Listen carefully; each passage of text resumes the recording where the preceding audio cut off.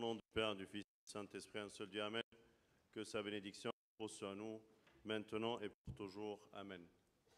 Joyeuse fête des dimanches des Rameaux à vous tous. C'est vraiment une grande joie que nous sommes en train de célébrer aujourd'hui l'entrée de notre Seigneur à Jérusalem. Nous sommes heureux et on manifeste ça avec la décoration, avec les rameaux. Saint Augustin nous apprend que la signification de tenir des rameaux dans la main, c'est une signification de victoire. Et cette victoire, c'est que le Seigneur a vaincu la mort, il a vaincu le péché. Il nous a donné cette victoire en entrant pas uniquement à Jérusalem, mais dans le cœur de chacun de nous. La ville de Jérusalem, la ville de la paix, selon son nom, c'est vraiment un endroit que le Seigneur a cherché à y aller. Ce n'était pas comme il y était avant. Cette fois-ci, c'était vraiment particulier parce qu'il préparait sa passion, il préparait sa montée sur la croix. Il est venu pour annoncer la victoire et la résurrection de l'homme de son péché. Une fois qu'il est rentré dans la ville, comme on a entendu ensemble dans les 4 évangiles, la ville a eu un tremblement qui n'était pas pareil. Il est rentré cette fois-ci en tant que roi de la paix, le roi attendu, et tout le peuple qui était présent a manifesté cette venue en tant que roi. Et ce tremblement annonce le changement, annonce la différence entre avant sa rentrée et après sa rentrée dans cette ville. Une fois qu'il est rentré dans la ville, il est allé directement au temple, là où il a découvert que ce n'est plus comme il le souhaitait. Lui, il voulait un temple d'amour, de partage, de sacrifice, mais il a trouvé un temple de commerce, un temple de corruption. C'est pour cela qu'il a tout renversé. Il a dit, j'ai besoin et j'ai envie de changer. C'est aujourd'hui qu'il faut changer le cœur, parce que tu ne peux pas aller au-delà avec lui sans changer ton cœur. Si vraiment aujourd'hui tu veux célébrer la fête des Rameaux, la rentrée de Jésus à Jérusalem, tu dois la célébrer avec cette pensée de changement. Je veux changer, je veux que tu viennes pour purifier mon temple, mon cœur. Viens Seigneur, entre dans mon cœur et renverse tous les péchés, renverse toutes les tables de péché auxquelles je suis accroché. Renverse cela parce que tout seul, je n'ai pas réussi de le faire. Tout seul, je n'ai pas réussi de trouver et avoir la force de renverser tout cela. Par contre, je t'ai tellement accroché.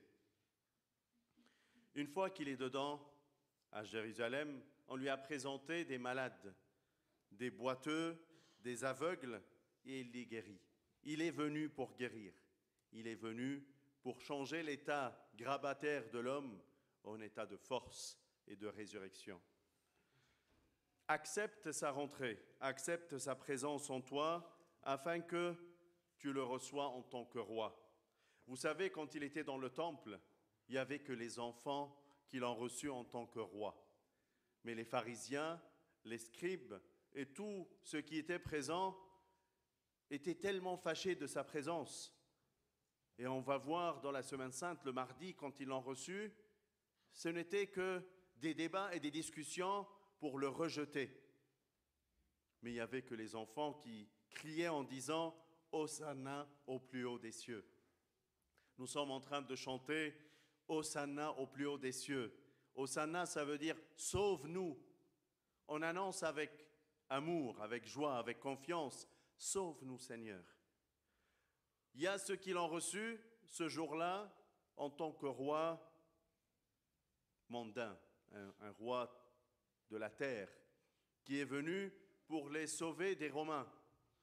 Mais il y avait d'autres, et c'était selon sa volonté qu'ils l'ont reçu en tant que roi divin, un roi qui est venu les sauver de leurs péchés.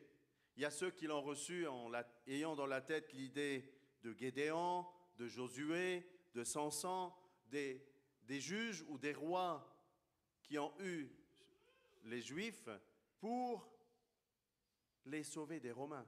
C'est ça le sauveur qu'ils avaient dans leur tête. Mais c'est lui qui est rentré, Jésus, le fils de David, est venu autrement.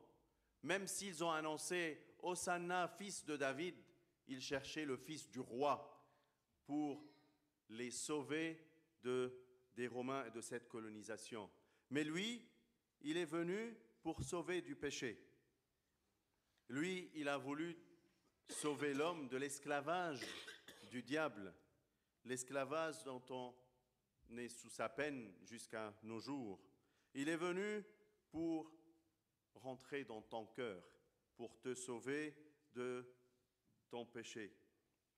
Vous savez, avant d'arriver à Jérusalem, juste avant, on trouve l'histoire de Zaché, lui qu'il a trouvé sur son chemin. Il l'a croisé, il est venu dans cette ville pour chercher ce petit homme, ce petit Zaché, pour lui dire « J'ai envie de rentrer dans ta maison. Mais Seigneur, tu as un long chemin. Tu vas aller jusqu'à Jérusalem. Tu vas être reçu en tant que roi dans cette ville. Tu as une grande mission. Oui, ma vraie mission commence dans la maison de Zaché. C'est dans sa maison que je veux demeurer pendant un petit moment parce que je cherche son salut. C'est mon but. Je suis venu pour te chercher, pour venir te donner le pardon de tes péchés. Parce que tu ne peux pas me suivre sans avoir ce pardon.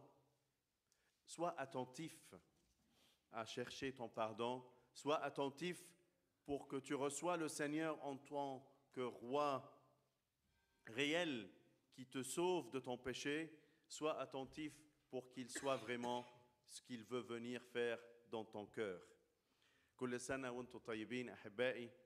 النهاردة بنحتفل بعيد أحد الزعف أو أحد الشعانين، عيد دخول المسيح إلى أورشليم. وبنحتفل كلنا بمظاهر احتفال كتيرة. نلاقي بنزوق الكنيسة بزعف، ونلاقي الناس استقبلته بأفراح وبتهليل بطريقة مختلفة عن كل مرة دخل فيها أورشليم. والزعف يقول لنا القديس أغسطينوس إن الزعف ده إشارة إلى النصرة. الرب قادم للنصرة على الموت. بالموت هزم الشيطان وبالصليب غلب. هو ده الاحتفال الحقيقي. إذا كنا بنفرح بأغصان الزيتون وبنفرح بالزعف وإحنا بنرفعه، فإحنا بنحتفل بعيد نصرتنا، عيد دخول المسيح مش بس لأورشليم مدينة السلام، لكن عيد دخول المسيح لقلبي وقلبك وقلب كل واحد مننا. هو ده المكان اللي هو عايز يدخل ويسكن ويعيش جواه. الناس اللي تبعوه صرخوا وصلنا لابن داود مبارك الآتي باسم الرب. كان في مخهم إن ده ابن الملك داود هيجي علشان يخلصنا من الرومان، من الاحتلال الروماني. لكن هو كان جاي علشان يخلصهم من عبوديتهم للشيطان. جاي يفهم دماغه إنه ملك آخر مش ملك أرضي. يا ترى أنت بتستقبله النهاردة على كونه ملك أرضي ولا ملك سماوي؟ أنت عايزه علشان يجي يحل لك المشاكل ويحل لك الدوشة اللي عندك في حياتك على الأرض، ولا فرحان إنه هو فعلا حررك من خطيتك وفتح لك أبواب السماء؟ هو عايز يكون ملك روحي على قلبك. هو عايز يأسس مملكة ليست من هذا العالم. عارفين أول ما دخل أورشليم نقرأ كده إنه حصلت زلزلة، حصلت كده رجة في المدينة، ارتجت المدينة. والمدينة لما ارتجت دي كانت إشارة للتغيير. في حالة قبل ما ترتج المدينة وفي حالة تانية بعد ما ارتجت المدينة. في حاجة اسمها تطهير. لما دخل أورشليم، دخل إلى الهيكل، لقى الهيكل الوضع فيه مختلف. لقى فيه المكان ده مش زي ما أنا عايزه يكون. أنا عملت الهيكل ده علشان يكون فيه مكان للصلاة، للعبادة، لتقديم الذبائح. لكن لما دخل لقى المكان اتفرغ من مضمونه. أحلى حاجة الشيطان يعرف يعملها في حياتنا إنه يفرغ كل حاجة في حياتنا من مضمونها. تبقى جاي الكنيسة عشان تصلي، تخش تعمل أي حاجة تانية غير إنك تصلي. تبقى رايح نفسك تعمل خير، تروح تعمل أي حاجة غير إنك تعمل الخير اللي أنت عايز تعمله. تلاقيه اتنرفزت واتضايقت واتعصبت وشفت مشهد مضايقك أو حاجة حصلت، وتلاقي السلام اللي جواك اتسرق منك. هو ده عدو الخير، يفرغ كل حاجة من مضمونها. تيجي تصلي ما تصليش، تيجي تخدم ما تخدمش، تيجي تقدم عطية ما تقدمش، ما تبقاش مقبولة. عايز يسرق منك النعمة. لكن خليك واعي، ما تبقاش زي الصيارفة اللي كانوا حولوا الحياة الروحية والتجارة المربحة للحياة الأبدية لتجارة أرضية.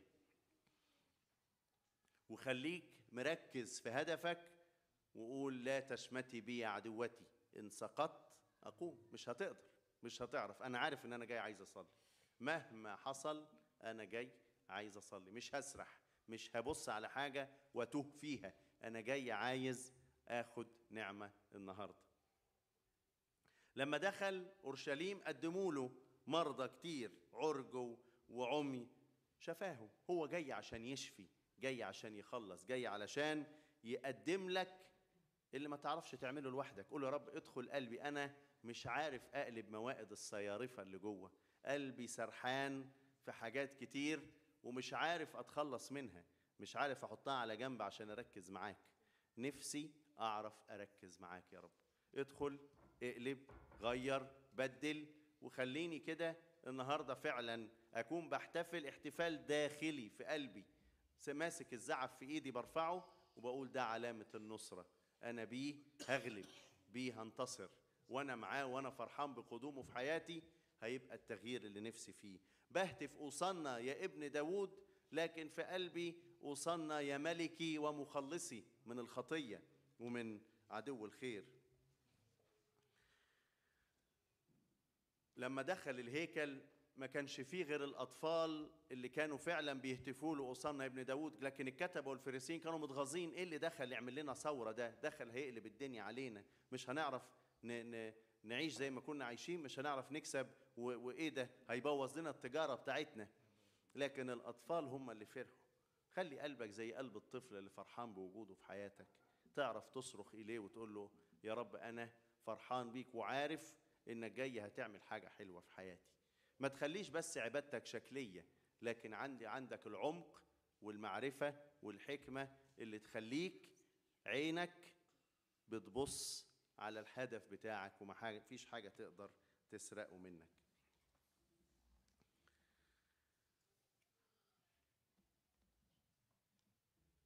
هو ملك روحي جاي عايز يخلصك من خطيتك. افتح له قلبك وافرح بوجوده في حياتك علشان يكون ليك النهاردة الفرح والتنعم والاستعداد انك تقدر تكمل معاه المشوار.